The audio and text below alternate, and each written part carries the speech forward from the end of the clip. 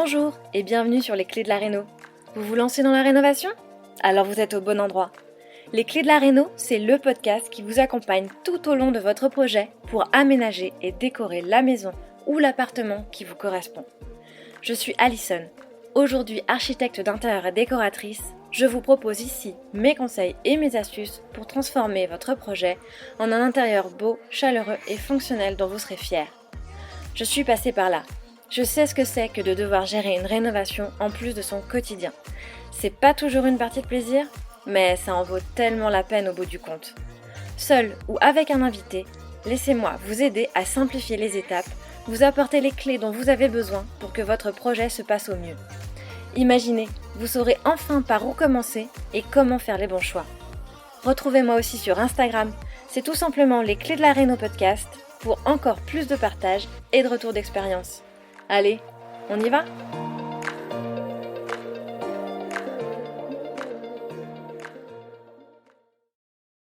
Et c'est là où j'ai commencé, moi, à me dire peut-être qu'il faudrait que je m'y mette un petit peu, à la hauteur de ce que je sais faire. Je suis très manuelle et plutôt créative. Donc à partir de là, je me suis dit, pourquoi pas commencer déjà par restaurer un ou 2 meubles, donc rien à voir avec les travaux. Mais je me suis dit, ça peut peut-être me permettre de voir si j'ai la fibre. Et puis bah voilà, de là, je me suis vraiment pris de passion pour ça. Donc c'est plutôt ce que j'appelle des travaux de rafraîchissement finalement. C'est pas du gros œuvre, c'est pas la rénovation comme on peut l'entendre vraiment, à proprement parler. Oh, ça fait partie de la rénovation quand même, c'est Ouais, indispensable.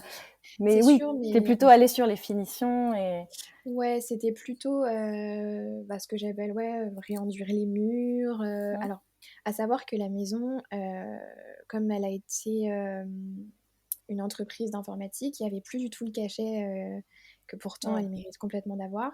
Et en fait, j'ai commencé par, me dire: «Il faut absolument que je remette des moulures dans toute la maison». Donc voilà, c'était vraiment, Beau le haut de chantier. l'ascension. Quand Oui, on a 19 oui, pièces, ça peut vite être un beau chantier. complètement, complètement, surtout avec les hauteurs sous plafond. Mais c'est vrai qu'au final, bon, c'était pas, quelque chose de qui me coûtait physiquement comme, on peut l'entendre à refaire des plafonds avec des grandes plaques de placo et cetera. Et donc j'ai commencé comme ça, par petits morceaux, par petites pièces, je me suis mise en confiance et en fait après c'est venu comme ça à me dire: «Bon bah si j'ai su faire ça, peut-être que je peux faire ça».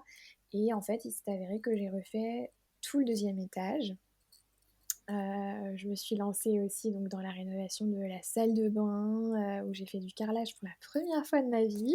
Ah oui, donc là, ça y est, une fois que tu avais mis les mains dedans, on pouvait plus Exactement, t'en exactement. défaire. Là, tu t'es mis, Ouais. des challenges un peu plus élevés quand même. Le Ah ouais, carrelage, ouais, pour le d'accord. coup. Mais Et j'y donc suis allée là, vraiment, par étapes, hein. C'était très progressif parce que, les moulures au début, c'est pas non plus facile, hein, parce qu'il faut faire tous les calculs et tout. mmh, Mais voilà, en fait, j'ai commencé par ça, par la peinture. Après, j'ai vu mes artisans, faire le parquet du rez-de-chaussée et je me suis dit: «Mais moi, je peux complètement vitrifier mes parquets».